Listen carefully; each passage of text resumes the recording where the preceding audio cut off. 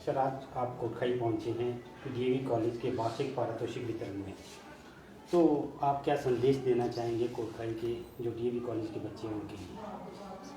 देखिए, DAV centenary college Kotkhai ये जो डीएवी ऑर्गेनाइजेशन की सेंटेनरी सेलिब्रेशन थी, जो शताब्दी समारोह थे 1986 में, उसी के उपलक्ष्य में इसकी स्थापना हुई थी। तो सबसे पहले तो मैं आज के जो इस प्राइज़ डिस्ट्रीब्यूशन फंक्शन में जिन जिन बच्चों को प्राइजेज़ मिले हैं उनको बहुत बहुत बधाई देता हूँ। डीएवी कॉलेज की प्रिंसिपल, इनके स्टाफ मेंबर्स, यहाँ की मैनेजमेंट, इन सबको भी मैं अपनी तरफ से बहुत बहुत बधाई देता हूँ। और आगे के लिए बच्चों के एग्ज़ाम्स भी हैं, उनको शुभकामनाएं भी देता हूँ। जी, हाल ही में भी देखा जा रहा है सर, जो सरकारी स्कूल है उसमें स्ट्रेंथ कम होती जा रही है।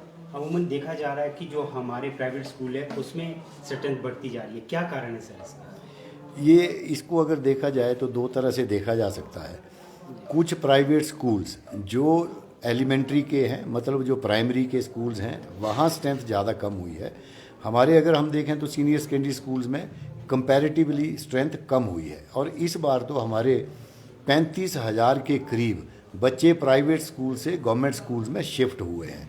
वो इस कारण से कि हमारी जो इस बार कोरोना के समय में ऑनलाइन एजुकेशन थी, लर्निंग फ्रॉम होम, हर घर पाठशाला, या इसी तरह से हमने दूरदर्शन पर चलाया था दूरदर्शन ज्ञानशाला के नाम से जो कार्यक्रम चले थे। तो इस तरह की सरकार की नीतियां जो थी बच्चों को वापस सरकारी स्कूलों में लाने में काफ़ी हद तक कामयाब रही है। जी, काफ़ी स्कूलों में देखा जा रहा है सर, स्टाफ मेंबर काफ़ी कम है, तो कैसे बढ़ेगी सर स्टाफ मेंबर की स्ट्रेंथ, कैसे बढ़ाएंगे?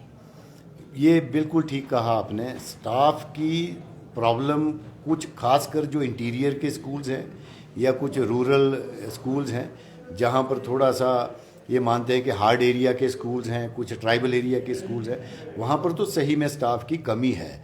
लेकिन फिर भी मैं ये बताना चाहता हूँ, आपके माध्यम से भी बताना चाहता हूँ, सरकार ने 4,000 टीचर्स के जो पोस्ट्स हैं उनको फिलअप करने की परमिशन दे रखी है। और हमारे 561 पोस्ट हैं, तो हमारी कॉलेज असिस्टेंट प्रोफेसर्स की वो हमने कमीशन को दे दी है, Himachal Pradesh public service commission. इसी तरह से 170 के करीब स्कूल के लेक्चरर, और टीजीटी की तो रिसेंटली 1,000 के करीब नई भर्तियां हिमाचल प्रदेश हमारे शिक्षा विभाग में हुई हैं। इसी तरह से अलग अलग कैटेगरीज़ की जो भर्तियां हैं उनको डिपार्टमेंट करने जा रहा है। तो काफ़ी हद तक इसको कंट्रोल कर लिया जाएगा। लेकिन इसके साथ साथ कुछ इंटरवेंशंस भी हैं जो हमारी टेक्नोलॉजिकल इंटरवेंशंस हैं, जैसे वर्चुअल क्लासरूम योजना है।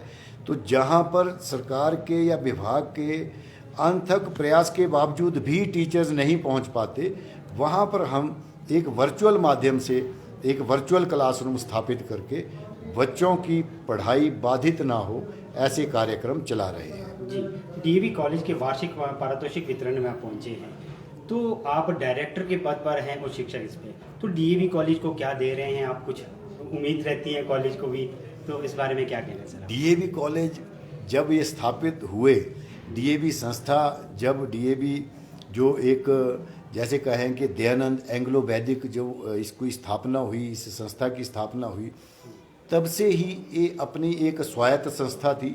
कभी ये किसी के ऊपर डिपेंडेंट नहीं रहे, कभी सरकार के ऊपर भी डिपेंडेंट नहीं रहे। और ये बिल्कुल मैं कहता हूँ कि संस्था, ये कॉलेज काफ़ी हद तक अपने आप में सक्षम भी है। मैं अभी बच्चों से बात कर रहा था, मुझे वहाँ बोलने का मौका मिला बच्चों के बीच में। तो आज की डेट में भी 200 करोड़ से ज़्यादा डीएवी संस्था के, डीएवी इंस्टीट्यूशंस का बजट है। और दूसरी बात यह है कि ये डीएवी ग्रांट इन एड का कॉलेज है, जिसमें 95% जो ग्रांट इन एड है वो हिमाचल प्रदेश सरकार डीएवी के यहाँ के जो टीचर्स, नॉन टीचिंग स्टाफ है उनको देती है। और दूसरी एक और बात है कि 4 करोड़ रुपए यहाँ पर रूसा की तरफ से इनको सैंक्शन हुए हैं। 2 करोड़ आए हैं, लेकिन 2 करोड़ बहुत जल्दी, हम पूरा प्रयास इसको कर रहे हैं कि जल्दी से जल्दी वो इस कॉलेज को पहुँचें, ताकि इनके जो अधूरे काम हैं वो जल्दी से जल्दी पूरे हों। और जितनी पोस्ट इनकी पहले फिलअप होनी थी उसकी भी परमिशन इनको जल्दी से दे दी जाएंगी। जैसे स्टूडेंट स्ट्रेंथ के हिसाब से भी है, कुछ कई बार नए इन्होंने सब्जेक्ट्स चलाने हों, या जैसे इस एरिया के इस बच्चों के इंटरेस्ट के हिसाब से भी अगर ये कुछ नए कोर्सेज चलाना चाहें तो वो भी हम इनको एनओसी दे देंगे। इस तरह से बहुत सी इनके पास जो भी इनको चाहिए होगा, सरकार हमेशा से, क्योंकि डीएवी न केवल ऐसी संस्था है जो सोसाइटी के साथ जुड़ी हुई है, सोसाइटी में अच्छे काम करती है, बल्कि शिक्षा जगत में डीएवी संस्था का बहुत बड़ा नाम है। तो सरकार को भी पता है, विभाग को भी पता है, तो हमारा जो भी जिस तरह की भी इनको ज़रूरत होगी, विभाग बिल्कुल इनकी ज़रूरतें पूरी करेगा। जी, एक अंतिम सवाल लेना चाहूँगा सर। आजकल काफ़ी चर्चा में है आपकी जो शिक्षा विभाग के जो आपके टीचर एक कार्यरत है वीरेंद्र चौहान जी, और शास्त्री के प्रवक्ता है, उन्होंने एक नारा दिया था, जो या मामा मानदानी कर्मचारी रिशुंदानी। आखिरकार एक उन पर एक्शन लिया जा रहा है एजुकेशन विभाग द्वारा, तो क्या सर एक्शन क्या लिया गया? देखिए, एक पिछले दिनों सरकार की तरफ से भी आदेश है, और वैसे भी जो लोग सरकारी तंत्र में कहीं भी किसी भी लेवल पर किसी भी पोस्ट पर हैं या कार्यरत हैं, मैं ये कहूँगा टीचर्स हैं, नॉन टीचिंग स्टाफ है, जो भी है, हमें सरकार के कंडक्ट रूल्स को मानना पड़ता है। तो सरकार ने हर एक कैटेगरी के लिए, सरकारी कर्मचारियों के लिए, सरकारी अधिकारियों के लिए, मेरे ऊपर भी, मेरी तरह के अधिकारियों के भी और कर्मचारियों के ऊपर भी सरकारी नियम हैं, वो लागू होते हैं। तो उन नियमों के अनुसार अगर कोई उन नियमों की अवहेलना करता है तो उसके ऊपर, चाहे वो अधिकारी है, चाहे वो कर्मचारी है, या चाहे जिसका आप नाम ले रहे हैं वो है अध्यापक है, गैर शिक्षक कर्मचारी है, वो नियमों के अनुसार उसके ऊपर कार्रवाई की जाएगी और की भी जा रही है। जी, अकेले शिक्षक पर ये कार्रवाई होगी या अन्य शिक्षक पर भी ये कार्रवाई होगी? देखिए, मैंने पहले ही कहा कि जो सरकार द्वारा स्थापित, ये सरकार ने भी नहीं, ये एक कंडक्ट रूल्स आज से नहीं, जब से प्रदेश बना, जब से नए नए कैडर बने, हमारा शिक्षा का निदेशालय बना, तब से कुछ कंडक्ट रूल्स हैं हमारे जो सरकारी अधिकारी कर्मचारियों को, उनको मानना पड़ता है। तो जो भी कर्मचारी, जो भी शिक्षक, जो भी गैर शिक्षक अधिकारी हो, कर्मचारी हो, जो इन नियमों की अवहेलना करेगा, उसके अगेंस्ट, उसके विरुद्ध इसकी किसी न किसी तरह से, किसी न किसी नियम के तहत वो कार्रवाई जरूर की जाएगी। जी, धन्यवाद। हाँ, हमारे साथ इस समय आर के जिस्टू हैं, जो प्रिंसिपल है कॉलेज के। सर, आज आपका वार्षिक पारितोषिक वितरण था, तो इस पर क्या कहना चाहेंगे? बच्चों को क्या संदेश देना चाहेंगे आप? बच्चों को उनको आने वाले समय के लिए शुभकामनाएं डीएवी परिवार की तरफ से। मैं खासकर विशेष रूप में आज धन्यवादी हूँ हमारे डायरेक्टर साहब का, कि वो असेंबली के दौरान इतने व्यस्त होने के बावजूद भी यहाँ पर आए, और यहाँ पर आकर बच्चों को उन्होंने एक जो अपना संदेश दिया कि किस प्रकार विद्यार्थी को अपनी हार्ड वर्क के साथ, मेहनत के हिसाब से कार्य करना चाहिए।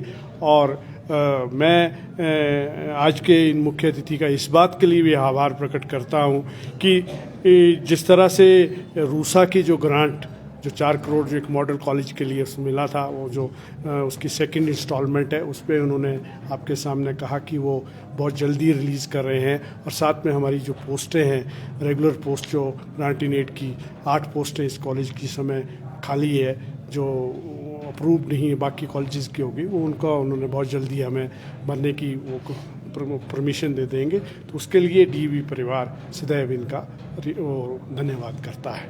धन्यवाद सर। हमारे साथ इस समय नीलम श्रेक भी जुड़े हैं। नीलम श्रेक जी, आपसे जानना चाहेंगे, आप पारितोषिक वितरण में पहुंचे, बच्चों के लिए क्या संदेश है आपका? मैं डीएवी कॉलेज के सभी छात्र छात्राओं को शुभकामनाएं देती हूँ और उनकी उज्जवल भविष्य की कामना करते हुए आने वाले समय में उनका भविष्य उज्जवल हो और अच्छे से पढ़े, अच्छी जगह आगे वो जाएं, ये मेरी उनके लिए दुआएं और शुभकामनाएं हैं। Thank you. तो इस समय हमारे साथ निखिल गांगटा भी है, जो प्रदेश अभी हिमाचल प्रदेश से क्रिकेट अकेडमी, यानी कि जो हमारा अभी रणजी हुआ है और हाल ही में जो आपका विजय हजारे ट्रॉफी में उसमें खेले हैं। तो आगामी आपके कौन कौन से अभी खेल जो हैं जहां आपने अभी और प्रदर्शन करना है, कौन कौन से इसमें अभी टूर्नामेंट बाकी है? अभी दोबारा से अभी इंटर डिस्ट्रिक्ट स्टार्ट होगी, सो उसमें ही स्टार्टिंग से होगा प्रोसीजर। तो उसके बाद हम बेंगलोर भी जाते हैं खेलने, हिमाचल की टीम जाती है for practice game before Ranji trophy. So उसकी प्रिपरेशन अभी से जारी है, बस उसके लिए तैयारी करनी है जी। सो बस जी।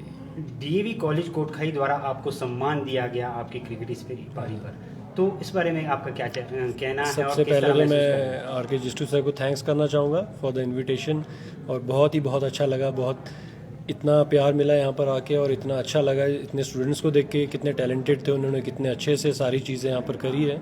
सो और इतनी फैसिलिटीज़ मैं यहाँ पर देख रहा हूँ, बहुत ही इंफ्रास्ट्रक्चर बहुत ज़्यादा इंप्रूव हो गया है, जो कि मैंने पहले सालों में देखा था। बहुत अच्छा ग्राउंड फैसिलिटी, सब कुछ बहुत अच्छा है। सो मैं चाहूँगा फ्यूचर में मैं देखना चाहूँगा कि यहाँ से भी स्पोर्ट्स में बच्चे निकलें, सो वो भी बड़ी अच्छी अचीवमेंट होगी।